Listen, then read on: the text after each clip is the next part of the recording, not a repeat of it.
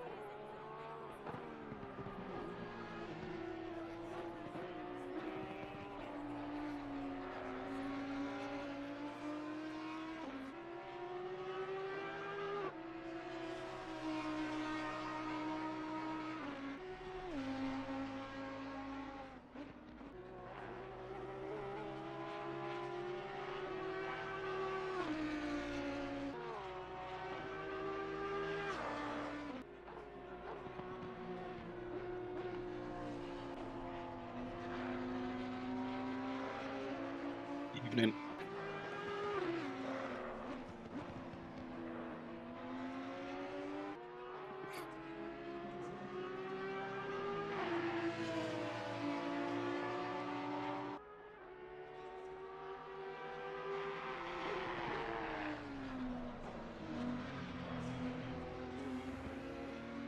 Oh yes, all Yeah. the vocal exercises you can do. I think those mid-race interviews were my warm-up. That's what I'm classing anyway.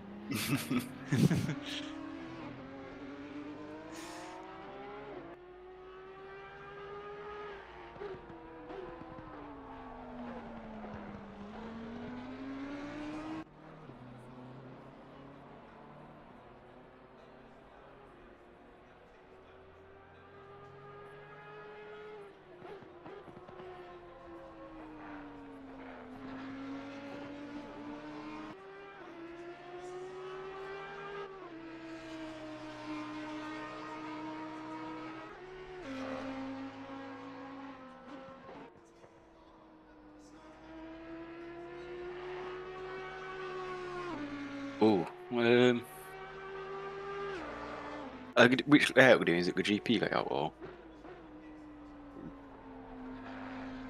full GP layout? To be fair, the hairpin I think we've seen last time, that was an awkward place. I think we've seen some overtakes and people struggling to get to grips of the best way to take it or the fastest way to take it, I think. But I also like the fast downhill. Am I thinking of the right track? The fast downhill section of the S's? That's right, isn't it? Yeah. And I thought I was getting the wrong track then. But that's also a very tense moment if you are side by side.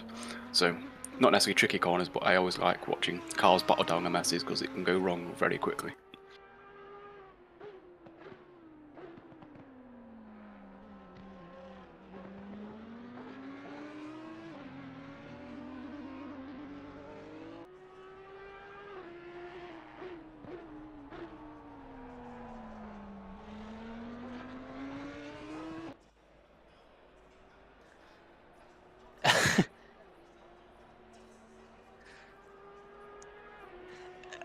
I think there will be multiple strategies. I think with it being variable weather, I think weather conditions could play into the strategy tonight.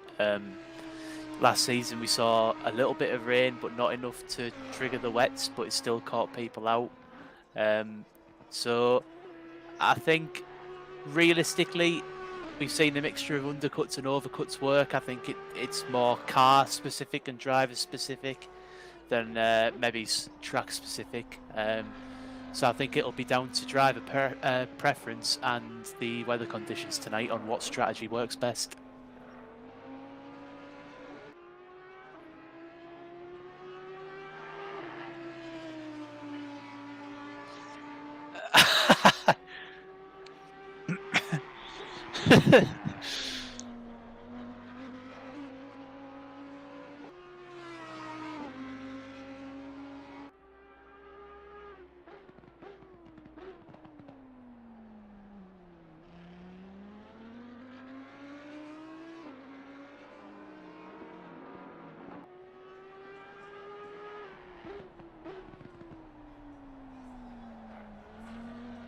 You're getting down all the viewers there, Mike. And that's why everyone watches. Yeah. Yep.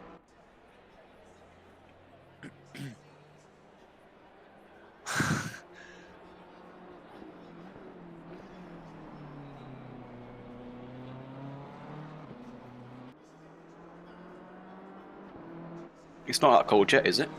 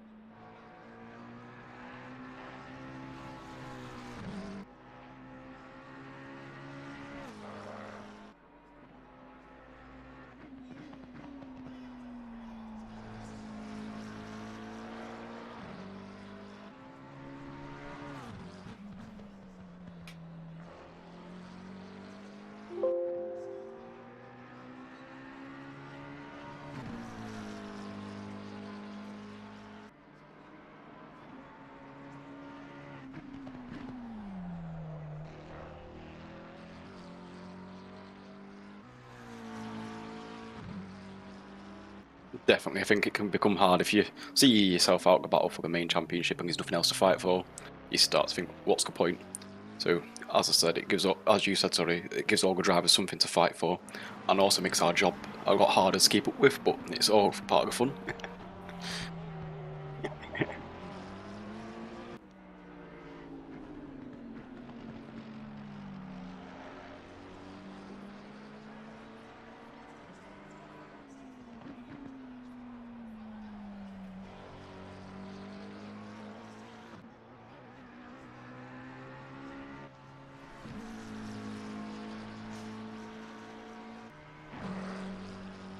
Yeah, keeps us second guessing. There was a couple of times last season where we thought, has that third place just randomly been demoted to fourth for a reason?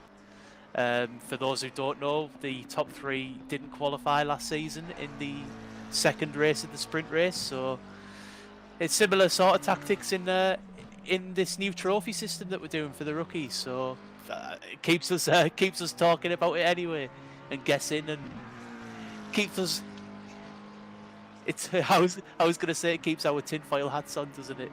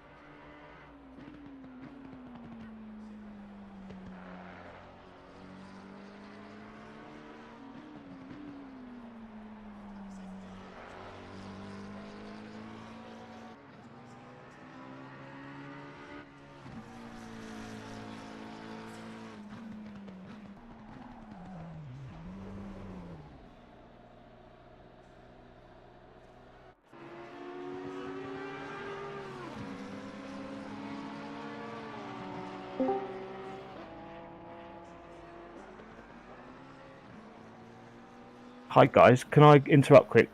Mike, you're not coming through on the YouTube channel, I've just been told.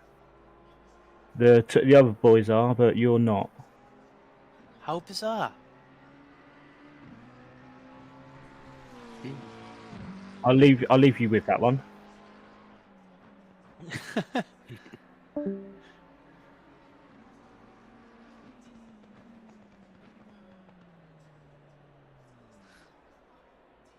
I wonder if you.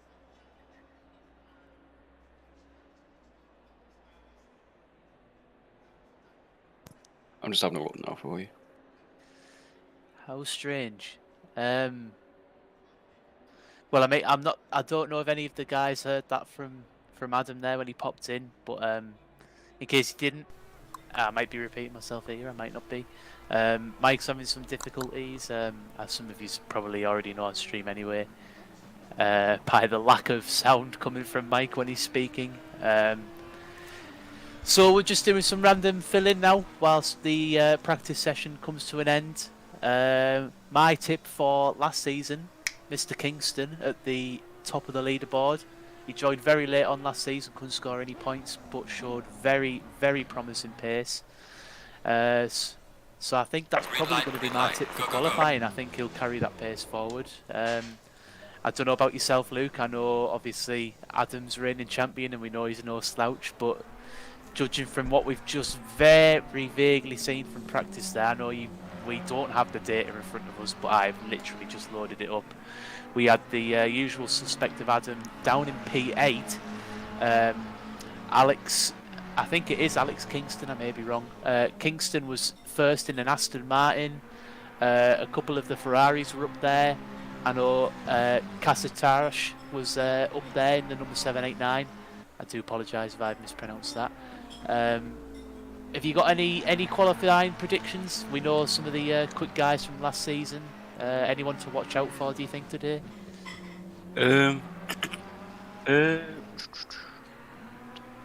Is Ashley's here again, isn't he? Because last season he came up through the ranks and really progressed. So, I can see demo, but I can't see Ash Humphreys in the lobby tonight, so sadly, I don't think we have him, mate. No. I know that. Adam, as you said, Adam can always perform pulling out the bag. Even if Yeah. it looks like a bad session, it never really is. Definitely. I tell you who came really well last season. I think you'll agree with this. The Mr. Penalty Man himself, Bart Tonks. Oh yeah, good show. He ended up doing really well, didn't he, towards the end of the season? Finds himself in a Ferrari tonight. Let's see what he can do. Apparently, there's talk on ACC now that the Ferrari is a bit more drivable.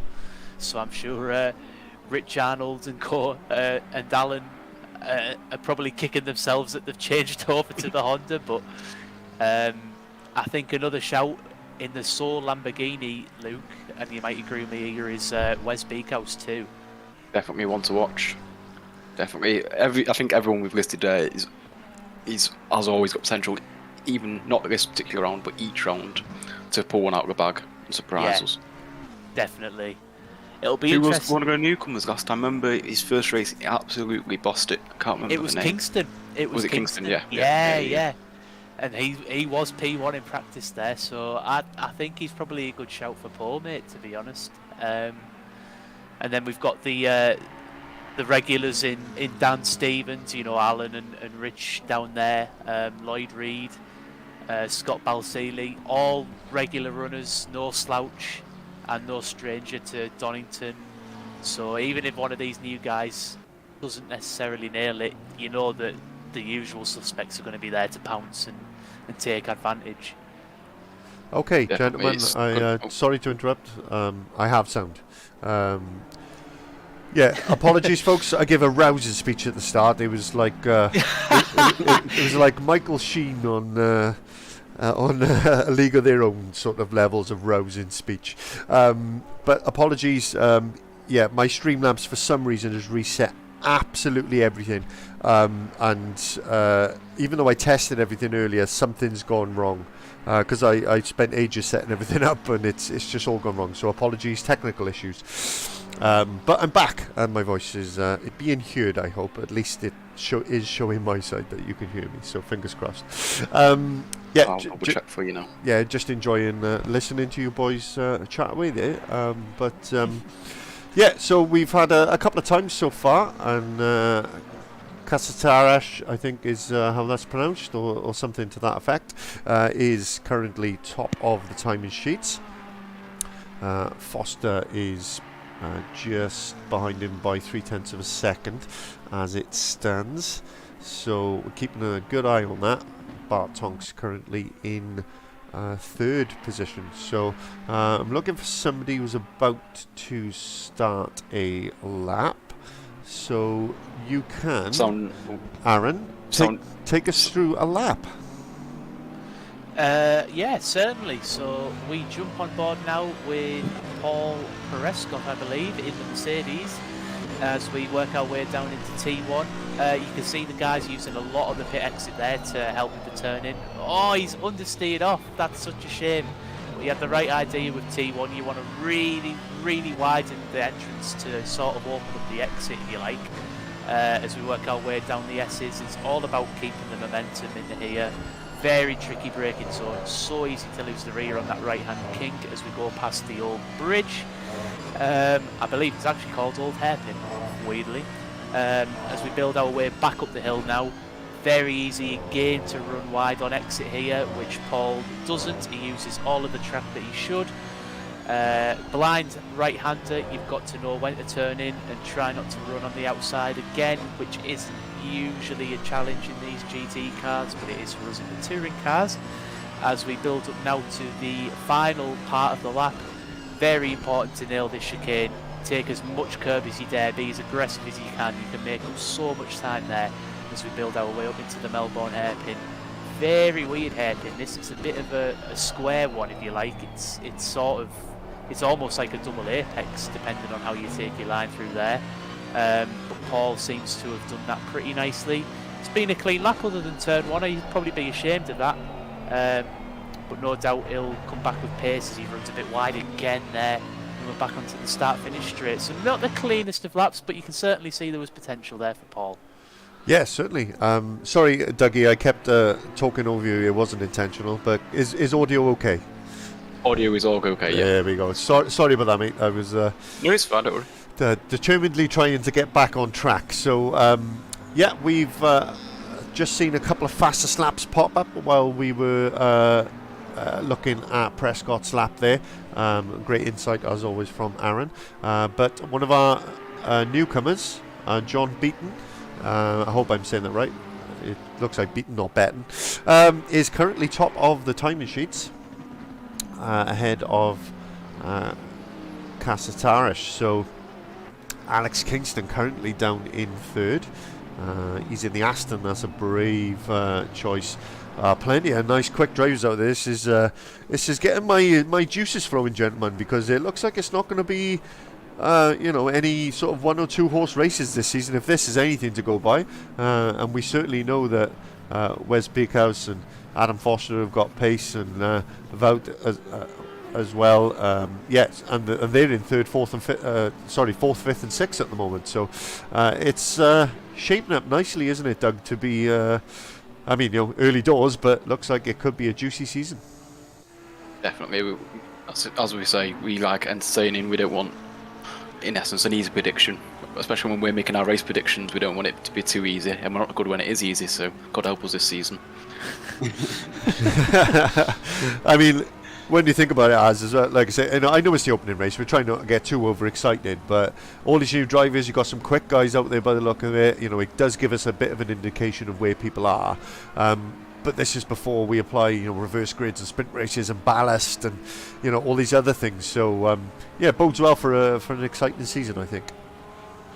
Yeah, definitely. And it's really good to see new names at the top of the leaderboard, and quite refreshing, We had 2 seasons of Adam winning the championship, and it looks like he might have his work cut out this season. So that actually brings a smile to my face, having raced against him. I know how fast he is, and I know how much of a challenge he does love, and I know that he definitely doesn't like losing. So might see the best of Adam Foster this season. Yeah, absolutely. I mean, he's he hasn't had it easy. He hasn't had it all his own way, but he's been the one who's been the most consistent over those first 2 seasons, and that's why he's won them. So interesting. Let's hope that these drivers stick around and give us a real good show this season, because I would love nothing more than to be halfway through the season and having absolutely no idea that one of 6 drivers could still win the championship, sort of thing. So that's what we want. That's the kind of excitement that will keep us all entertained. So fingers crossed for a great season. Right, so we are 10 minutes into quali now, just under 6 minutes left. So let's just have a quick run through and get used to some of these new names and everything. So Alex Kingston, as my illustrious colleague mentioned, sort of a part-time driver last season, joined late in the championship full for the first time this season. John Beaton, another new driver. He's in the McLaren 720S, and he is currently in second position by a mere 0.03 of a second. Next to nothing, basically. Less than a blink of an eye. Casatarish, then, another new entry. He is in the Ferrari, and he currently sits in third position. With a 127.2. God, this is a quick lap times. I used to be happy when I got under 130s around here, so these are some pretty quick times. Adam Foster's got himself up into 4th at the moment, so he's on the pace of these guys. Could very much in the McLaren this season, so another new car for Adam, but a car he's very familiar with, having raced in the McLaren many times in previous leagues in previous seasons. Wout is back. Am I saying that right? I can't remember. How was it, Aaron?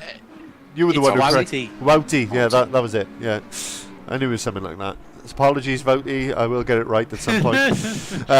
There we go. He's currently in 5th. He had a lot of pace last season. Suffered a little bit with inconsistency at times, but be interesting to see how his season goes. He's in 5th at the moment.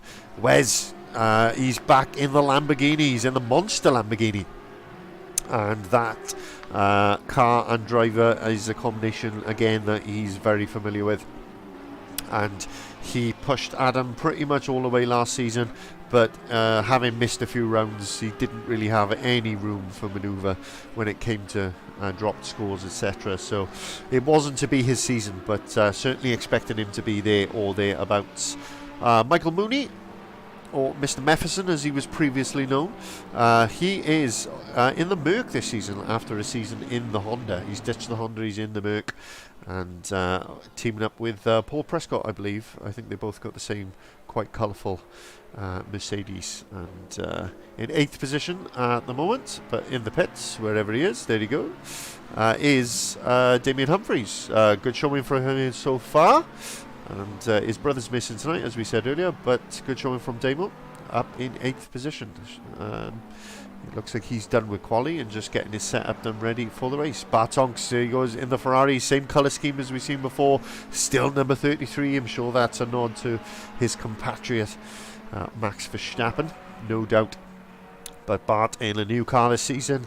As my colleagues mentioned earlier, the Ferrari, a different prospect this season after being horrible to drive in previous software updates. Hopefully Bart can get the better of that car. Dominic Ingle is back. He's in the Aston as well, and Martini liveried Aston. Very beautiful job he's done on that. Nice. Yes, very nice indeed. He has popped himself up into 8th. Another driver who's very, very quick on his day. Right car, right track. Can easily win a race and get good few podiums in a season. So my mouth is watering at all these prospects. Still 2 minutes to go. Paul Prescott is in the pits at the moment, but he is in the other Mercedes. Kevin DeHaan, new driver this season. I think he did a couple of races here and there, I think towards the end of last season, if I remember rightly, but first full-time entry this season. He's currently in 12th and in the Porsche. Dan Stevens had an excellent season last time around. He's in the Porsche again. His livery hasn't loaded, so I don't think he's uploaded it, but I did sync them all, but that one hasn't loaded. But anyway, Stevens back in the Porsche, and he had a very good season last year and won the AM Championship, I believe, if I remember rightly, boys. Correct me if I'm wrong. He did. Yes, he it was a 1-2-3, wasn't it, for the Porsche team, wasn't it? Adam, Dan, and they won the team's championship as well. So Scott Balseely's back, and he's back in the BMW as well, and great to see him back. Another driver who on his day is very, very fast, so we'll keep an eye on his progress throughout this season.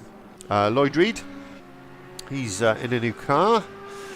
He's in the Audi, and he's currently down in 16th. Towards the end of last season, he was comfortably up towards the podium positions and doing an absolutely fantastic job. So again, we'll watch his progress as the season goes on. Getting used to a new car isn't always easy. Elliot Fagata, another driver who was new last season, so his second season with us. He's in the Bentley, and a great car, the Bentley. Not an easy drive, but if you can get the best out of it, as Dominic Ingle has proved many a time, it can be a very quick beast indeed. Graham Morris, and he was a race winner on a reverse grid sprint race last season, so he's back in the McLaren, but in a brighter livery. He's ditched the dark purple and gone for a nice teal sort of colour. Very nice indeed. Rich Arnold is back with us. He is in the Honda this season. Rad Racing returns, but in the Honda. So he said when I spoke to him, he would knocked 2 seconds a lap off his lap time compared to the Ferrari when he got in the Honda. So I actually think he just wants more screen time. I think that's what it is. Yeah, he absolutely knows. He absolutely knows the score, mate. He knows if it's me in a Honda, it's going to be on screen. Absolutely. What do you think Aaron was on screen in the Civic so much last night?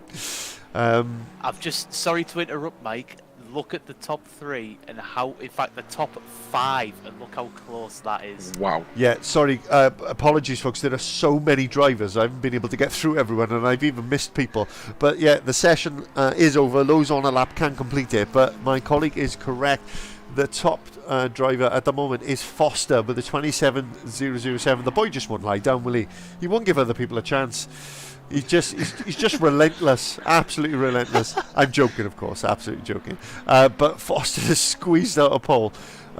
by less than half a tenth from Kingston, who's got an identical time, but he set it earlier than Dominic Ingle, who sits in third with an identical time. Wow. Kasataresh with a time that's 0.025 slower than that in fourth, and then 5 thousandths of a second John Beaton is further back, and then a bit of a gap then back to Wouty. I mean, absolutely phenomenal stuff. I'm just top 21 was. Oh, sorry. No, go for it. The top 21 was covered by 2.4 seconds. That was it. Yeah, I mean, first and 21st. In GT racing, that is quite something. Adam, thank you for alerting me to the sound issues. Unfortunately, my Streamlabs has just gone absolutely haywire. I've had nothing but problems. But it's working now. But congratulations on pole. Outstanding effort there. That was tight, though. Yeah, I just looked at it myself as, 5 within a tenth of each other. Yeah, 5 or 6, I think it was. Yeah. We've not had that for a long time, so these boys are quick, which is good news. I want someone to beat me this season, but I have just stuck it on pole, so... Yeah, but, it's good to know that pressure is going to be there, especially in these endurance races. You can't rest for a moment, can you? So, no. Your approach to the race, is there tyre saving, or is it going to be a case of just seeing how quick these guys are and adjusting your tactics? I'm going to go all guns blazing for the first 10 minutes and then see where I'm at. And then if they're far behind, they'll probably will save the tyres a bit maybe, and then see what happens halfway through. People have got to do pit stops at some point. So it could be all down to strategy, whether you change your tyres or not. Yeah. How much fuel you put in. Yeah, it's going to be a good one. Good round one. Yeah. Glad to have you boys back. Yeah, we're glad to be back, and apologies for all the glitches, but it's just gone absolutely haywire tonight. Richard Arnold also joined us. He's in the Honda this season, as we mentioned, so that's guaranteed 60% screen time. Joking, of course. Joking, of course. Looked like a difficult session, but new car. Take us through it from your point of view. Yeah, no problem. First of all, glad to be back. We're racing again, chaps. This is brilliant. We've got a full grid. We're laughing. We're just so happy to be back. With regards to that session, a little bit disappointed with that. I thought I'd be quicker. Not sure where the time leaked. I was definitely quicker in practice, but then looking at the tables, everyone's really close. The top. I haven't got the times in front of me, but I think the back half of the grid is all very tight. Everyone's got better, and everyone is now a lot closer. Where me and Alan are loving the Honda compared to the Ferrari of last season, it's a complete game changer in our eyes. I think if we were in the Ferrari, we'd be right at the back of the pack. So yeah, I mean more than pace. It doesn't reflect it, but we're enjoying it. It's the drivability, isn't it? If you can be consistent, especially over an endurance race, that's where you'll make your points back. And there are no points for quality, but if you can have that consistency, that's certainly where you can make good in these races. Yeah, absolutely. You'd hit the nail on the head there. It's one of those things. And I think it was my line of the whole of last season. It's like if you can keep out of trouble, you'll make up 10 places just through being clean. So I'm not too worried. We're good and consistent around here. Good to see a lot of new drivers. A lot of them obviously we haven't raced with, so that'll be an interesting concept to have to come up against. But yeah, I think this is going to be a good race one. Yeah, well, best of luck to you and your teammate, and I look forward to giving you plenty of coverage in that beautiful NSX. So the only reason we're in it. Good to have you back, boys. Yeah. Have a good one. Yeah, you too. We'll speak to you a bit later on. So looking forward to this race now. So the formation lap has just begun, and we will take a look at the start as it gets going. So just moving over to another screen, bear with us, and there we go. So just going up to Helicam. I love Helicam off the start. You can see absolutely everything from up here, and I've told him to refuel just in case I need him extra long. No, obviously. I love a joke. They're all bad dad jokes, but what can I say? I'm a dad now, so Well, I say now, I've Let's do some more jokes then. been a dad for 12 years, so I say now as if I've just had a kid. Anyway, we are moments away from the opening race of Season 3. Just to reiterate, apologies, we've had some sound issues. We've had a few glitches and things not working properly. Unfortunately, the Streamlabs software that I use has just gone absolutely haywire, so apologies for that. Apologies for you missing all of my beautiful speeches at the start. I'll pre-record them and put them over the recording so you can listen to them later. No, they were rubbish, don't worry about it. But we're back. And we are excited. As the drivers have said, it's super close between the top 10 and the bottom 10. We've got plenty to look forward to, plenty of racing. That should be, hopefully, with any luck, super close. And plenty of battles. So, they're just coming round towards the final hairpin and onto the start-finish straight. So, we'll get ready for the race start. And I bet you can't wait, boys. I can't wait. I'm a bit nervous for turn 1. I'm nervous, and I hope it all goes well. I've just realised it's actually the endurance races used to be 80 minutes, and this one's actually an hour and 20. Oh no, that is 80 minutes. Sorry. Is that you? We both had each other there. Anyway, yeah, I was looking as if 260s is in 120. Forgive me, I'm an absolute pleb. And we go. It's flat to the floor, and away we go down to the first corner. And Foster keeps it. Oh, but I just had a bad exit. He had to get out of the throttle, and Kingston was right on the back of him there, and gets himself right on the back of Foster as we head down towards the old hairpin. And Foster can breathe a little easy now as everybody has to fall into line. There's been a little bit of contact, I think, in the back. I'm showing Davis and Humphreys have both had a little bit of contact at some point. Weavers is in full-on battle mode with Faggoter in the Bentley. I couldn't get my words out then. But it's good to see Weavers back in the Canary machine as well. We do love that Norwich-based livery. So great to see. Absolutely fantastic. But back to the front for the moment. Adam Foster still leading Kingston. Still ahead of Dominic Ingle. Actually, Dominic's made up a good few. And Casatarish has lost loads of positions. He's down now in 10th. So something's happened there, but Dominic Ingle is all the way up into 3rd. So that Aston looks a good bet this season. Those two Astons already 2nd and 3rd. So let's see how that develops. The Aston, not usually the car of choice for a lot of people. Oh, we've had a spin in the background, and that is Wouty. Wouty's had a spin. Wouty. Yeah, it is indeed. He's had a spin. Wouty's outy. Oh no! And speaking of the dad jokes, they rear their ugly head once again, and beautiful stuff, beautiful. Adam's still ahead. Absolutely exquisite racing from these guys. But it's still early, but still only on lap 2.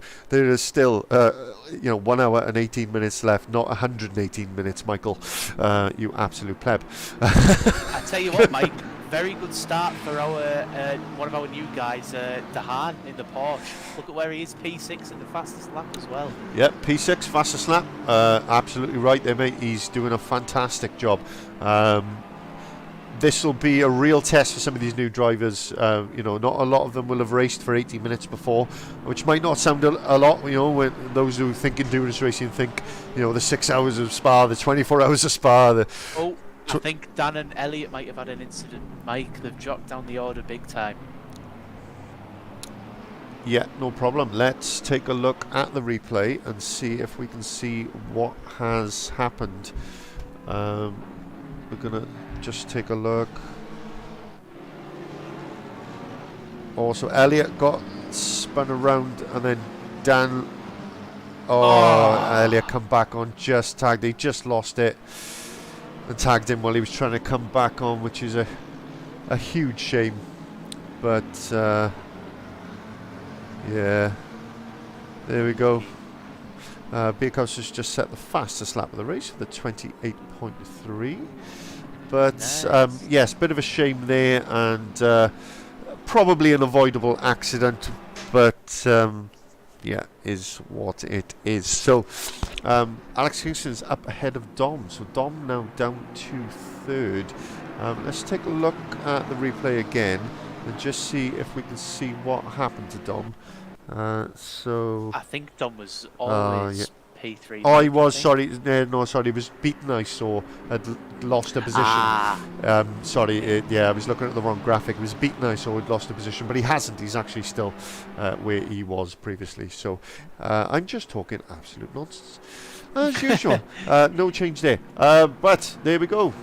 So we're just waiting for the replay to end. So Foster still out in front of Kingston, but not by a lot. And Dominic Ingle now getting pretty interested in the back of that sister Aston. And like I said, I'm really keen to see how those Astons go. They haven't really been the car of choice, but for two of the fastest guys on the grid to go for them, they're clearly doing something right. Yeah. You know, giving these guys the feel. Because, you know, much like we were talking about last night, Dougie, in the touring cars, there are different cars that suit different driving styles and cars that suit different tracks. That'll be the case for these GT3 cars as well, won't it? Definitely, and I haven't seemed to found my car yet. But anyway, yeah, definitely. Yeah, definitely. You really got to find a car that suits your driving style. Because if you drive a certain way and a car doesn't like being driven that way, it just doesn't go together. It's a painful old season. Like when I did the first season in a Honda, it becomes painful after a while. Whereas you love the Honda, don't you, Aaron? It's just one of those things. Just sorry, we're just looking at a replay of Balsillie and Humphreys having a good old ding dong, and Balsillie lost out then to Lloyd Reed, who took advantage and said, "Yoink, I'll have that," and so he did. Yes, you love the Honda, and we're talking to the touring car Honda now. People just you know, to give you some context, whereas Dougie hates it, so you know it's yin and yang. You know. You're not wrong, Mike. You are not wrong, sir. Look, I was going to say it looked like Kingston had sort of dropped off the back of Adam a little bit. I was watching the gap go up, but he seems to have caught back up. So I wonder if he just had a couple of laps further back, maybe he's helped the tyres a little bit. I'm not too sure, but he seems to have refound his pace and he's just set the fastest lap, I believe. Yeah, 27.777. So. He is, yeah, he must have maybe just had a little wobbly, or like you say, perhaps just letting the tyres cool off for a lap before he attacks again. Probably the fronts are suffering in that dirty air, I would imagine. You know, not that we get Formula 1 levels of dirty air, but this certainly, you can feel the understeer when you sat behind a car for long periods of time. And Elliott has overtook Darrell, I think, in the Bentley. Yeah, we'll back up into P16. Let's just see if we can get a replay of that.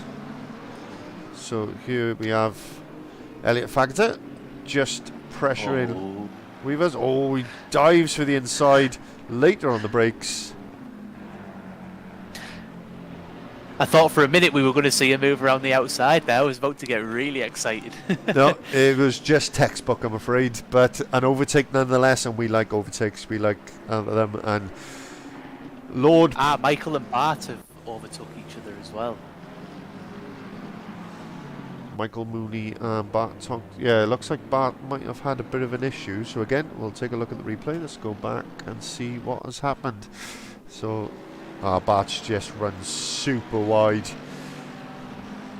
and yeah, Michael Mooney with obviously the quicker inside line then was up ahead way before the chicane. And then Bart run wide again.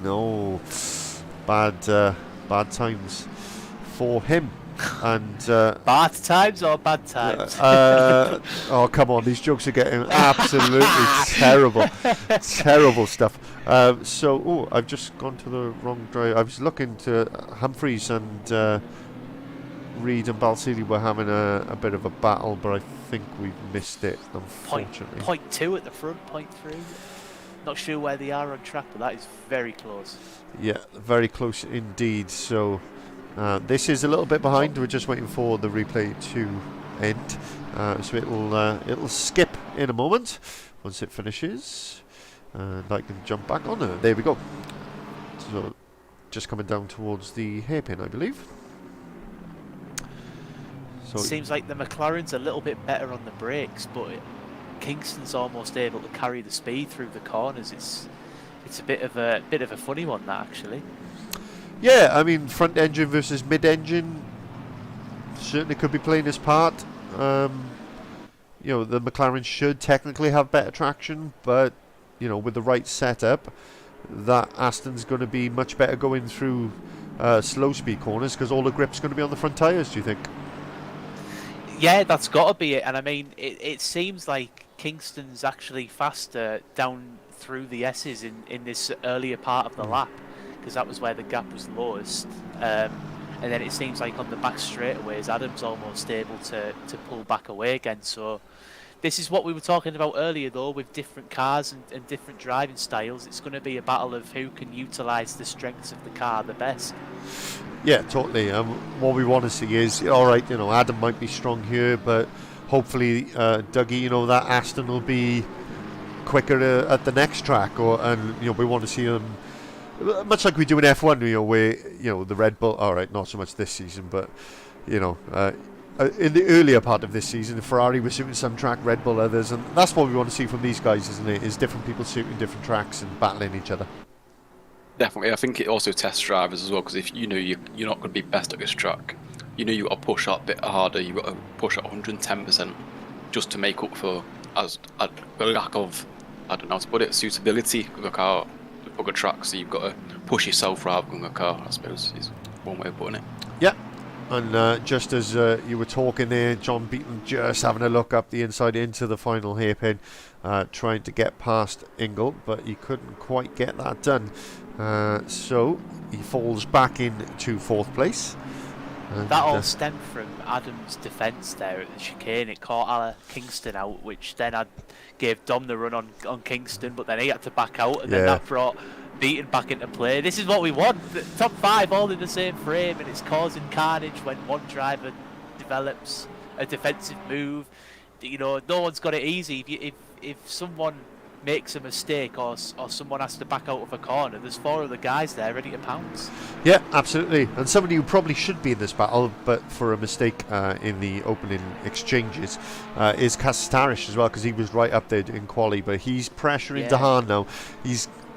He's losing time battling with Dahan. He needs to get this move done, doesn't he? Because he's then got 4 seconds up to the back of that group, which ends with Wes Bakehouse in front. So, yeah, he needs to get this done, doesn't he? Definitely. But if there's one thing we have seen in the past, and we did mention this earlier, it's that strategy could play a massive role. You know, if he jumps Dahan in the pit phases, if he can't get past, who knows what that could lead to? That could lead to a top 5 finish. We'll just have to wait and see. I'd say that. Is it not worth for Kastarish to get past Hahn while the top 5 are battling to make that 4-second gap easier to gain? Is that another way of looking at it as well? Yeah, absolutely. Yeah. You know, there's no right or wrong, is there? And but I think he'll want to be past it more than anything, because he'll be a nice clean air. Even if he does hold back, he'll have a nice bit of clean air to keep his tyres in check.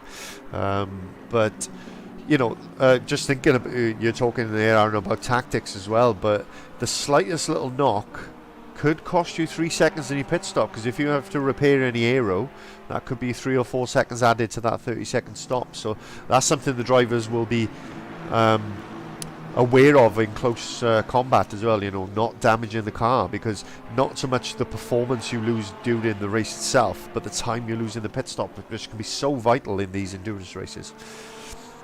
Definitely.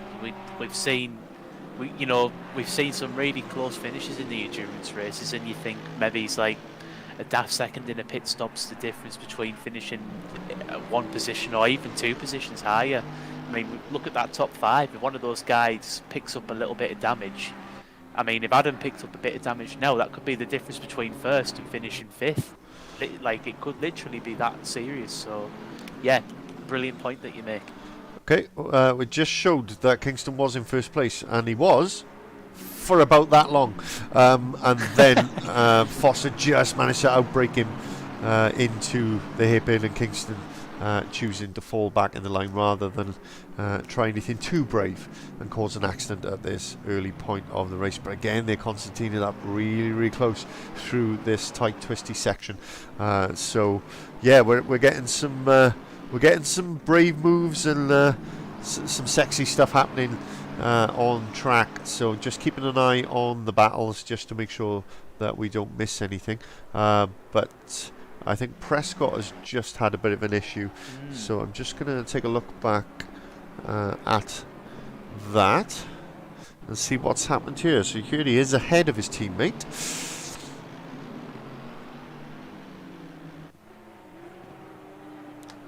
Heading down towards the first corner. Oh, just like when we jumped on with him in quali, basically same thing, wasn't it? Yeah. Just washed out wide. Easy to do though, isn't it, Doug? It was so easy to wash out wide. Yeah, definitely. It's one of them. If, as you said, he did it in quali, and if it's one of them what keeps niggling you, it's going to become more and more frustrating, and then you start being more careful, and then you lose time on the corner. It's just a knock-on effect because you don't want to keep making that mistake every lap. No, certainly not. So Casatares has just had a bit of an adventure off into the grass, and there you go, he comes back on. So all that gap that he'd made up to the back of the Porsche of Dahan is now lost because he's just lost 3 seconds with that little error there going off the track. So Casatares, one of those who looks fast but struggling a bit for consistency, so somebody to keep an eye on, that is for sure.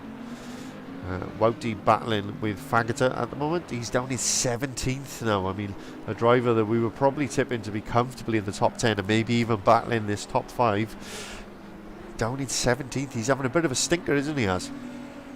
Yeah, and this just sort of goes back to what we said earlier about struggling for consistency. And I mean, I'm looking at his fastest lap time then. It's 27.8, and that is on the pace of the leaders, really. He's only 0.2 off the fastest lap. Yeah. He's down in P17. That's got to be so frustrating. Yeah. Consistency is always a difficult thing to maintain on this game. It's so realistic that it does just catch you out. Oh, something strange has happened there because Humphries has just sort of pulled over and given them 2 positions. I wonder why he's done that. That was weird, wasn't it, lads? Yeah. Unless he's we'll got... have to ask him about that in the interview. Yeah, unless he has damage, I think is what you were about to say. Yeah, but now he's coming back at them. I wonder if there was maybe a bump or something with them that we didn't see, or a cut track at the chicane. But Possibly. then again, that would flash up, wouldn't it? It would, but great move up the inside, and he's got one of those positions back anyway, but he is down in 11th now. But the inside line for Michael Mooney will make that more difficult for Humphries, and they all live to fight another day. Yeah, bit of a weird one. Not quite sure why that happened, and we were following it all along, so it's not like even watching the replay would have given us any more clues, because No. we were on board with them for quite a while. But there we go. Who knows? Who knows indeed. So no other position changes at the moment. We are 17 minutes into this 80-minute race, and you can just see somebody has commented, Sean S, saying that he's bummed that he had to back out of the series and can't take part this season. Well, that is a shame, but please do join us in future, and you're all drivers more than welcome at any time. So and watch the stream, Sean. Watch the stream. Well, that's he's commented on the stream, so I can only assume he's watching it. So yes, welcome. And welcome to all watching, all 2 of you according to my figures. It's much more people watch it after the fact, so that's not a problem. Yeah. But yeah, it is what it is on that one. Oh, somebody's lost a position. Tonks he's had a honker, I think. He's dropped down a fair few positions there. Yeah, let's take a look. So here he is, just ahead of Morris in the McLaren. Heading down towards the chicane, and he's tapped the curb way too hard. Oh! It's unsettled him, and Then he's done a few pirouettes just for fun. Oh, I've done that one in the grass before. That is not fun. No, it is not, and he's not having much of a better time in that Ferrari than he did in the Audi. In the Audi, wasn't he was very right. And Rich, another one's really struggling today. It looks like, he said he was hoping to qualify better. We thought with some consistent running, maybe he would, be knocking on the door of the top 10 like his teammate has managed, but it's just not quite happening for Rich at the moment. But all 22 cars still out there, still battling away. Speaking of his teammate, no, go for it, mate. No, go for it. I was going to say, just speaking of his teammate, he's under pressure. That's all. I was going to say it can only improve for Rich, really. I mean, he, third last in a Honda. I mean, this will probably go down as a drop score. So just take the positives, get used to the car, and try again in the next round. It's just them dodgy Hondas. Shh, none of that Honda slander in here. No. A comment from Matty Heaton as well to say he'll be in for the next round as well. Couldn't make the first round, but yeah, Matty, we look forward to calling the action with you involved in it in the near future. Mooney up past Davis, great move through the S's, very very brave. I want to take another look at that because that was extremely brave. As you go to the replay there, Mike, Casatarash managed to get past Dahan. Cool, that is good news. We'll try and take a look and Dominic at that one. Ingles dropped into fourth as well, just as we watch this replay. Yeah, so there you go. As they come down through the S's, very brave. Inside, outside, switches obviously as you go through them. And he just placed the car very nicely. And so let's take a look at what has happened to Ingle. Oh, he's had a proper off. Wow. Poo just came out. He had a proper off there, didn't he, through that section. So that was brown trousers time. But there we go. Thankfully, no contact was made with Beaton, and Beaton gets to make up that position up into third place. But Ingles still obviously plenty of time for him to come back, and then we've still got just under 1 hour left of this opening race of season 3 of Final Drive Sim Racing. So if you are just tuning in, welcome. You missed a cracking qualifying session. Top 6 cars split by a tenth of a second. Absolutely brilliant. And we've had some great close racing so far. So I think we've had an issue. It's come up with a flag for Paul Prescott. Let's just take a look and see what's happened. Yeah, so Prescott's here. Oh, he's had a wobbly. Just got out of shape going into turn 1, didn't he, boys? And that killed all his momentum. First time. No, very true. Clearly it's not a very fan. difficult corner. Yeah, it's a very difficult corner. It is, you're right. It's deceivingly... it's one of those annoying corners that isn't one radius, isn't it? It tightens as you go through, and you try to carry too much speed, and then obviously that happens, basically. So I was just about to say that. I was either carry too much speed or not fast enough, and it's just neither works. Yeah, there used to be a very... Go on, Mike. No, go for it. I was going to say, it won't relate to Assetto Corsa, but there used to be a very interesting line you could take in Project Cars 2 into the first corner, and it was basically going as far wide as you possibly can into the pit exit to then get an oversteer moment onto the inside curb, and that guaranteed a launch off the corner. Otherwise, you just understeered wide and you lose all the time down the S's. See now, I know exactly what you're talking about, and I could only do that in the Ginettas. I could never do it in the touring car. I just couldn't make it work for whatever reason. But yes, I know exactly what you mean. I thought you might. So just keeping an eye on the battles. Kingston and Foster still batting away, but Lloyd Reed having a little look at the back of the Porsche of Dahan's been really consistent, and one of you mentioned earlier he's having a great debut so far. But yeah, we're a good chunk into this race now, and he's still holding 7th, and he's still doing a really, really good job. So yeah, kudos to him. And Lloyd is no slouch. We've seen Lloyd Reid have some very good races last season. Definitely. Nice to see him in something that isn't a blend of 2 cars this season. Mind you, he has put a Castrol livery on an Audi. And that is very much the sort of Toyota GT4 rally car livery. But he has added Audi Sport to it as well. So we'll... I do believe, Mike, that is an official GT3 livery. Is it? Has Castrol joined Yeah. that? Oh, okay. Then I stand corrected. I retract my previous statement. Sorry, for me, the Castrol will always be the GT4 Corolla. Oh, it is infamously the GT4 Corolla. Yeah. Iconic. Nothing quite like it. So, interestingly, Kingston seems to have dropped off the back of Foster a little bit. So I think he might have made an error. But beaten now closer to Kingston than Kingston is to Foster. Dominic Ingle has been dropped a little bit by these guys. Probably had dirty tyres for a few laps after that little trip through the gravel, I would imagine, boys. Never a pleasant experience. No, definitely not. And I'll tell you who it has brought back into the story of this. Wes Beekhouse, who had sort of dropped off the top 4, now all of a sudden sees Dominic Ingle in his sight.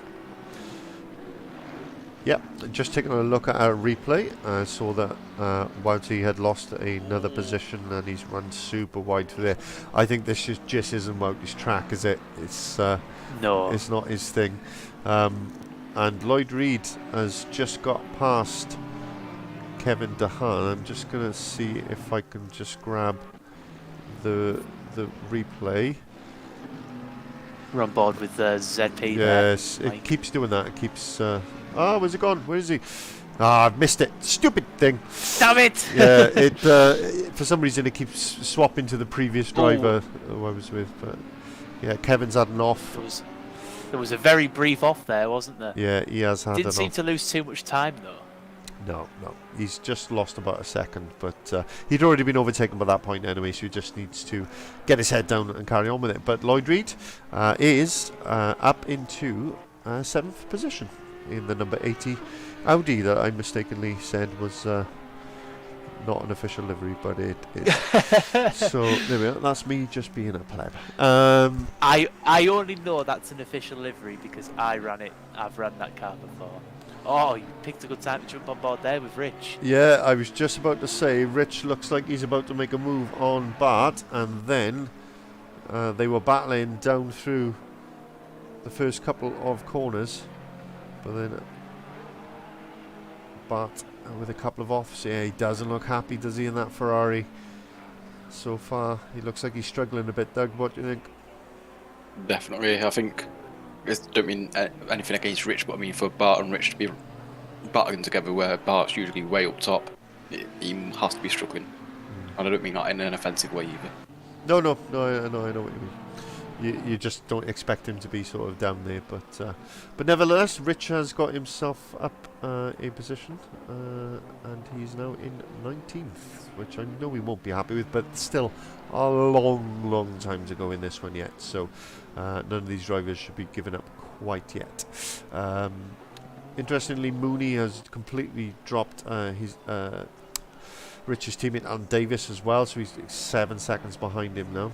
Kastarish has got a 10-second gap to that front 5 battle, but again, plenty of time still left in it. But interestingly, the top 4 still only separated by just over 2 seconds, and then Wes Beerhouse just another 2 seconds further back. So yeah, it's still all to play for, and these guys all still really close together, which bodes well for the second half of the race after we've had a few pit stops and such. It'll be interesting to see where people end up. Definitely. I can't believe the consistency of this top 3. You know, I've been watching the laps over the last few 5-6 laps, and they're all in the 28 still. They're only 2/10 or 3/10 off the fastest laps. It's unbelievable the pace that these guys are setting out front. Yeah, I think it got to be said, for them to be consistent and in close combat, it's quite an achievement. But I think it's clear there isn't any tyre saving going on. I don't think anybody's got the got that precious gap to do a bit of tyre saving, so they've got to use it or lose it, I guess, and see what happens. But Kingston, I tell you what, he had a good drive out of there, looking like he's going to be going into the hairpin. He's just not got enough pace. And Foster, calm as you like, conscious not to defend thin air. Yeah. And not defending thin air, because that costs you so much time when you defend, expecting something to happen. There's been a bit of Prescott caused the yellow there, so but I think it was showing that it was with Humphreys, but I don't think it was. No, maybe it wasn't.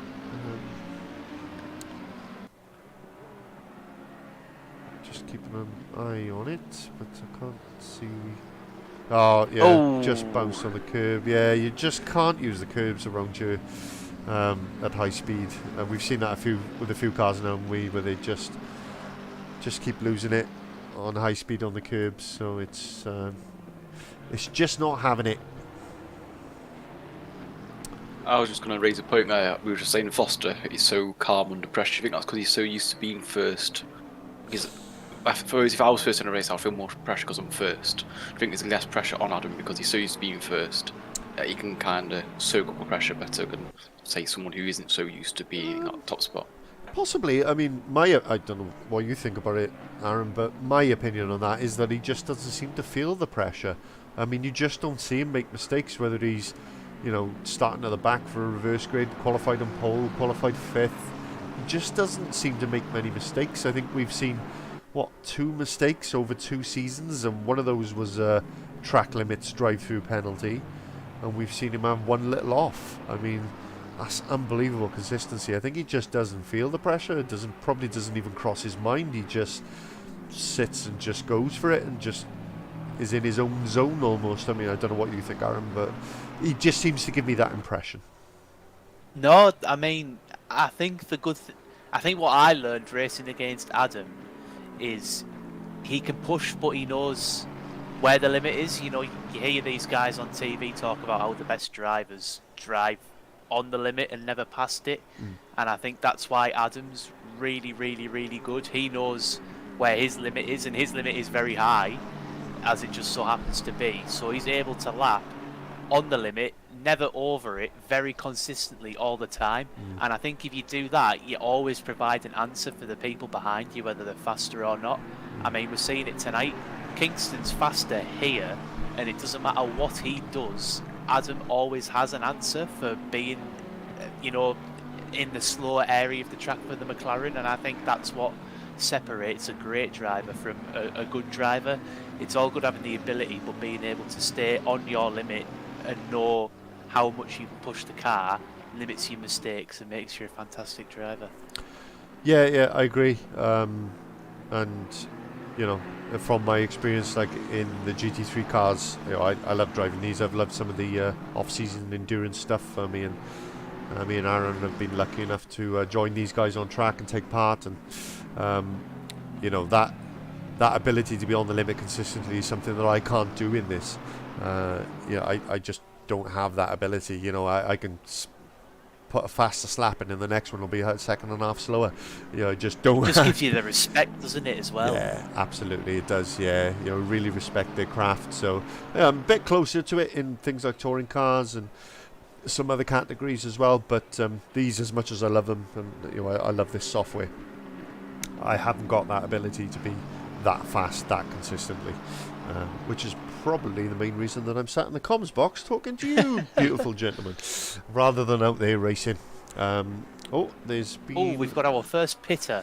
That's what it is. I'm about to say there's been a move, but yes, it's into the pits he goes. So let's take a look at how long he is in the pit lane for. I've got that information available. It'll give us an indication of how much time people are going to lose in pit stops. So I'll just keep an eye on that while we go back to the Kingston battle.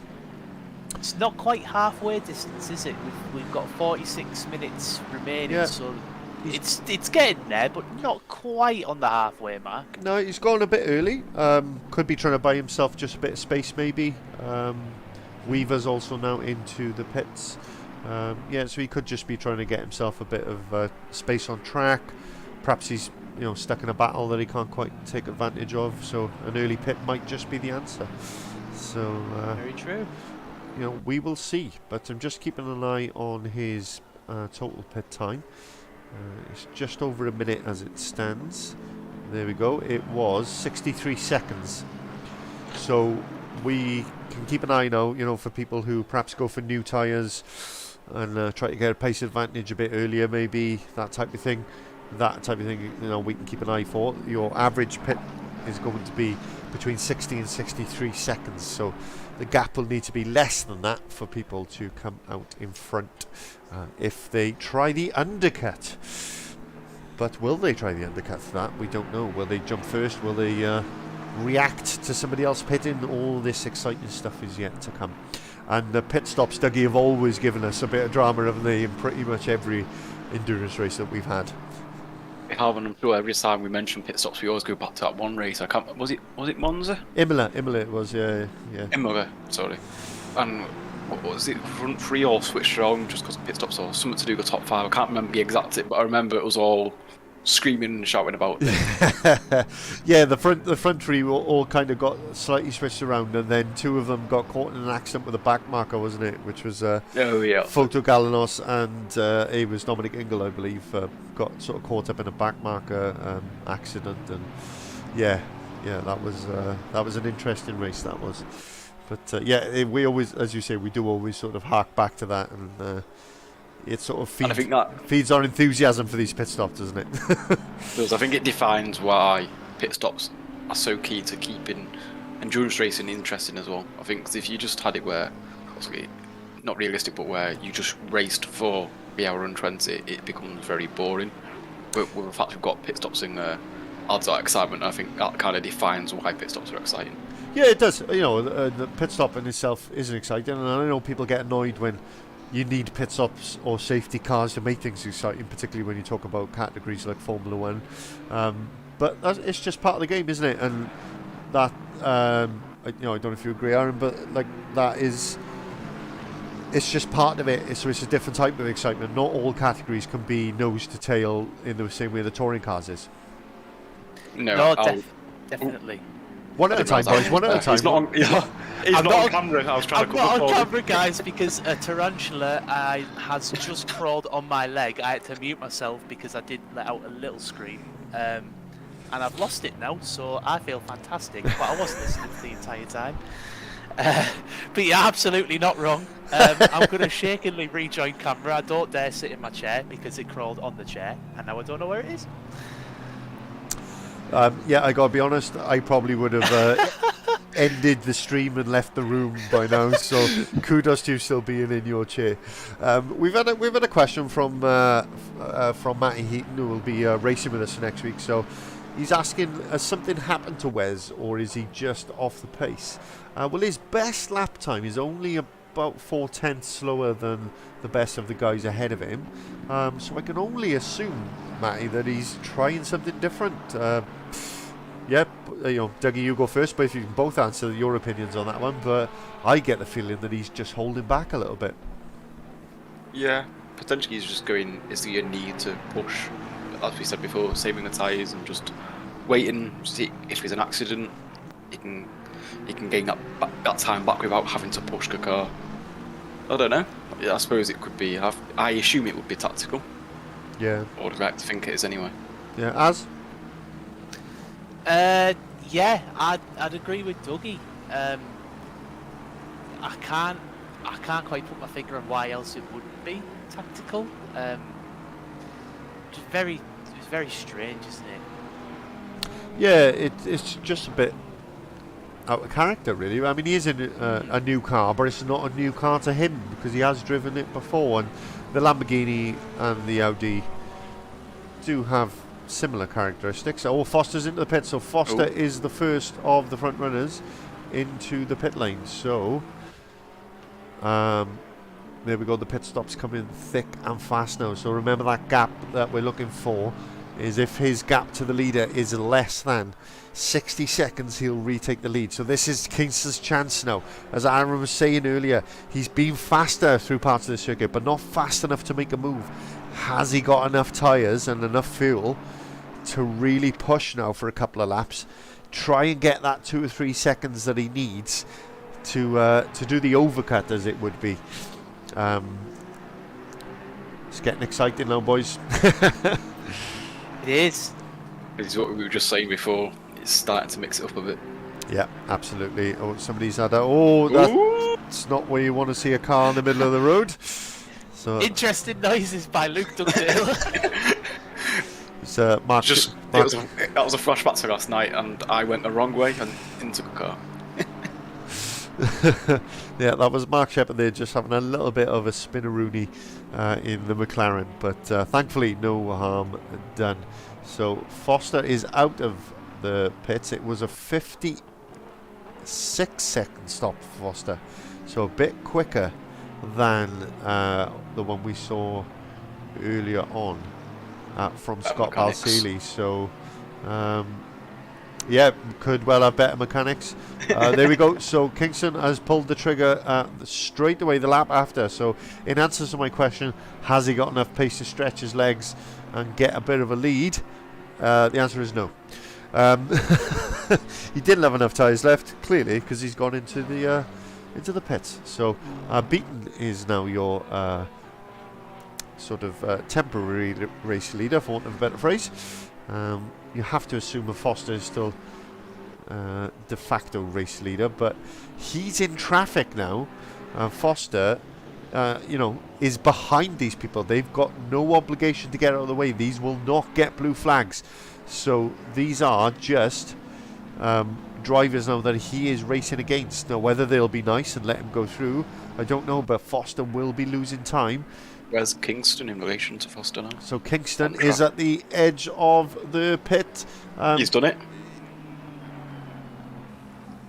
And I was just looking for Foster, and he is behind him. So that traffic that I was talking about has just cost Adam Foster the opportunity, and a banging in lap from Alex Kingston, where he did manage to get the legs of that Aston stretched after being stuck behind Foster for that entire first half of the race.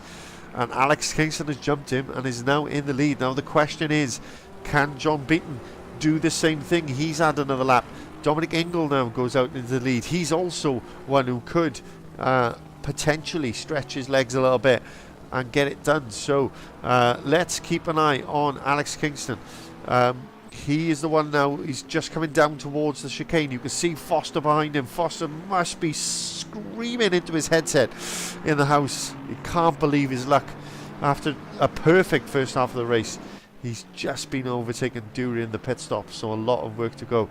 Bierkhaus in the pits, Beaton in the pits, Ingles still out. So we're just keeping an eye. Can Beaton jump both of these drivers? I don't know if he is going to do it. He's still got about another 6 or 7 seconds stationary. I think he's just driving to the edge of the pit exit now. It's going to be super tight.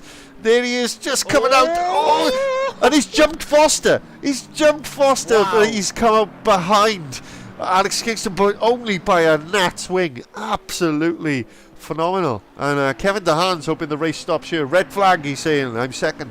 Let's stop the race. But that is obviously temporary. But John Beaton's so close to coming out in first position. Well, de facto first.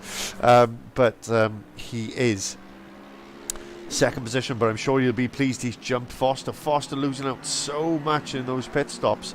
So what we've... No, go for it, mate. Go for it.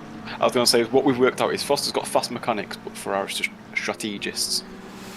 Yeah, I mean, I thought the BMW mechanics for Balseeley must have just been having a cup of tea when he came in or something. But But yeah, Dominic's still out there, still going for it. What is his gap? So 51 seconds he's ahead of Kingston as it stands. He'd be on the verge of also coming out ahead of Foster based on the current gaps, but that could obviously all well change as Ingall's tyres go off, and these guys obviously with nice fresh rubber on could well close that gap down pretty swiftish. But all to play for, and the pit stops once again have changed things up nicely. Thoughts, boys? I mean, yeah, that was all a bit hectic then, wasn't it? But pit stops giving us a bit of excitement. That's what we like to see. It's what we spoke about earlier, you know. There's no right or wrong answer with strategy until it all goes wrong, and then there is clearly a wrong answer.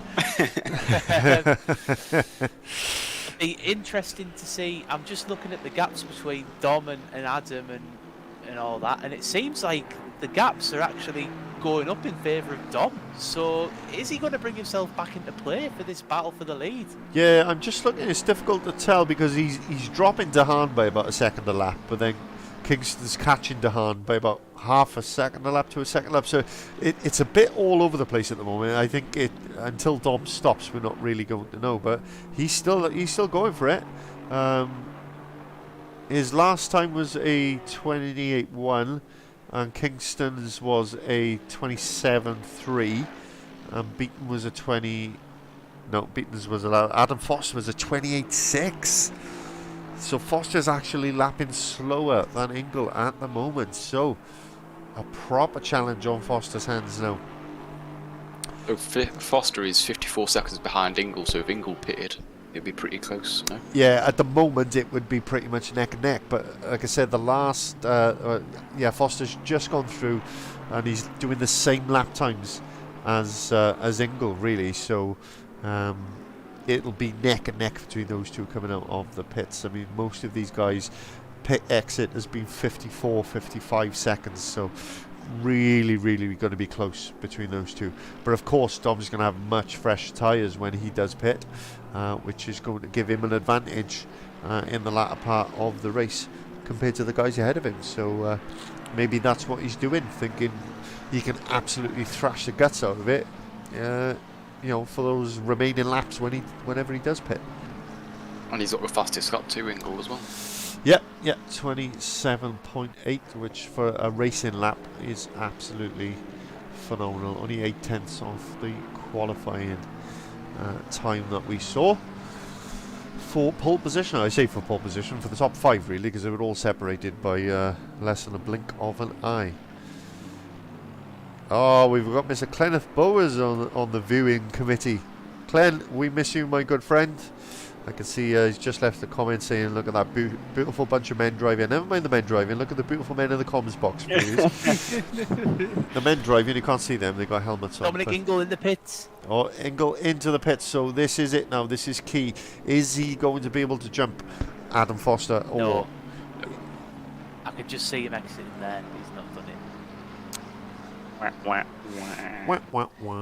But yeah, and he's a good 6.5 seconds behind. Perhaps he had a little bit of damage. It was a full minute pit stop. So he was stationary for 36 seconds compared to everybody else's 32. So he clearly had a little bit of damage. But yes, just to finish off my point, Clint, we miss you. Hopefully we'll see you on track once you can get back on track soon. And so that is the pit stops pretty much done for most of the top guys. Who hasn't stopped yet? Kevin Dehaan, who's leading this race now. Not for long, obviously, because he does have to make a pit stop. Damien Humphries in 6. You could do an Alex Albon. You are? You could do an Alex Albon and just go to the end and just get on the last lap. Yeah, he could. Yeah, he absolutely could. Yeah, I wish him luck with that. Damien Humphries also has not pitted yet, and I think there's a couple of there's Dan Stevens yet to pit, and he's down in 17th, not been Dan's race. Hansinger pits. And Shepherd hasn't pitted either as well, and my colleague is right. Tahan is in the pits, so Alex Kingston, I was about to say retakes the lead, but officially takes the lead for the first time in this race, after being stuck behind the McLaren of Foster for all of the opening stage. And of course, Foster's big problem now is he's down in third, and the car ahead of him is a McLaren, so he's got equal machinery, so he's not really got any advantage in any particular part of the circuit, does he, Aaron, to do like you were saying about earlier, where he could take advantage of different parts of the circuit, you know, against the Aston. He's lost that now.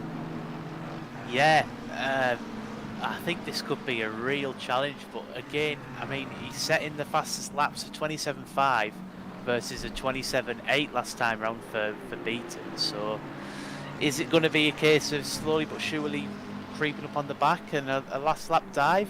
I mean, they're going to be so evenly split, these cars.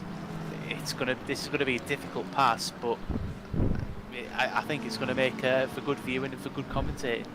Yeah, the only downside at the moment is now Kingston is in free air. He's gapped these guys by 2 seconds already. Yeah. So it's looking like it's Kingston's to lose, and with that commentator's curse, he will crash imminently. Yeah. But no, jokes aside, it is definitely going to be his to lose as it stands. He's lost a little bit of time in, obviously stuck behind the back marker of Richard Arnold, but Ingle sets the fastest lap again. yeah, Ingle up to speed now. He's got those tyres up to temp after the pit stop, and away he goes. So still 30 minutes of this race to go. Absolutely anything can happen. Humphries has made his pit stop, so Cass Tarish is now up to 6 and 7 seconds off the back of Wes. Wes 7 seconds off Ingle. Ingle 7 seconds off the podium positions, and then Foster and Beaton both a second and a half behind each other, and Kingston. Sorry, I had a little hiccup there. So that is where we are. I think Vouty's just got a little bit of a move done there, so let's just take a look and see. He's got Morris ahead of him in the McLaren as they go through the chicane and down towards the hairpin. I think we can see where this move is coming from. Down the inside. Nice on the brakes. Great move. Shame he's as low down as he is after a few issues early on, but yeah, great stuff. It's just flashing up on my screen that Humphries has had an issue, so I'm just going to take a look.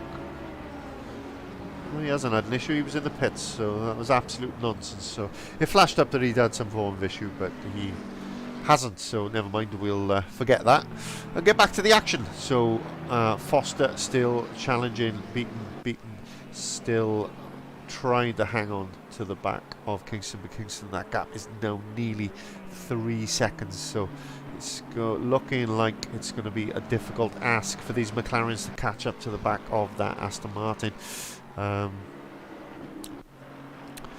So let's just run through the order and take a look and see where everybody is. So, and just notice another comment from Clenneth in the chat. So he says he misses us, but he's very busy with work. We miss you too, mate, and hope you're well, and don't be a stranger. And he says Adam's Adam, so you'll always find a way. And I think we can sort of agree with that sentiment to an extent. He's a bit of a so-and-so Adam. He does always seem to find a way. But yeah, we're just going to go through the field. And boys, if you want to talk about a driver and you're impressed with sort of where they are or how they've driven so far, please chip in and interrupt me at any point. But first position in his first official race after being sort of a part bit player last season. Alex Kingston currently out in first. He's jumped Adam Foster, who qualified on pole and led the first half of the race. In the pits, he's jumped Foster. Is Foster behind him? No, he's not. John Beaton is behind him. He also jumped Foster.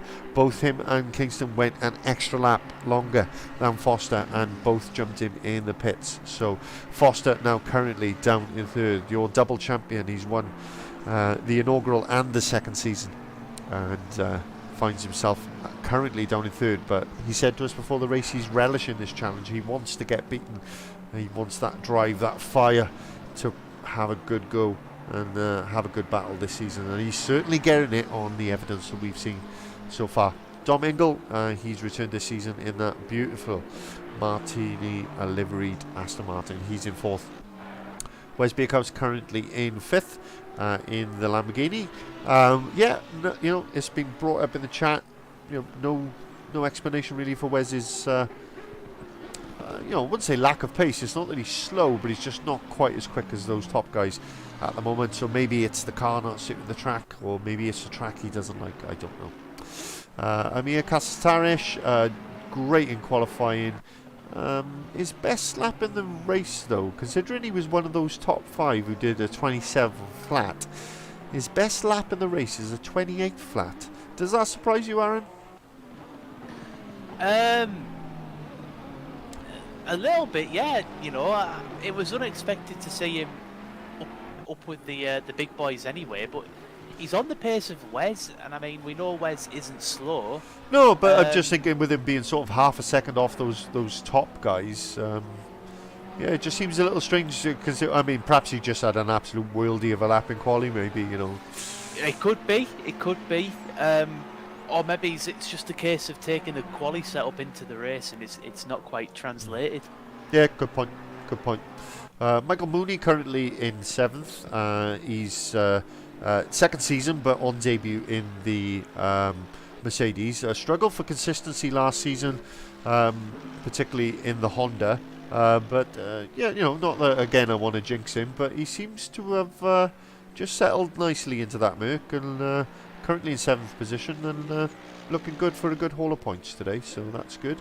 Lloyd Reed in the Audi this season. He's been in the McLaren, or the McRari as we dubbed it, due to its Ferrari livery on a McLaren. It was quite bizarre. In the Audi doesn't seem to quite have the pace of the top guys, but certainly is a challenger for best of the rest, for want of a better phrase. Him and Mooney certainly falling into the category at the moment. Balsini's done well, I think, Doug, hasn't he? Because he didn't qualify very well, but he's managed to fight his way back, putting in some decent mid-28 lap times. Currently finds himself in 9th. I think that's a decent showing from compared to quali.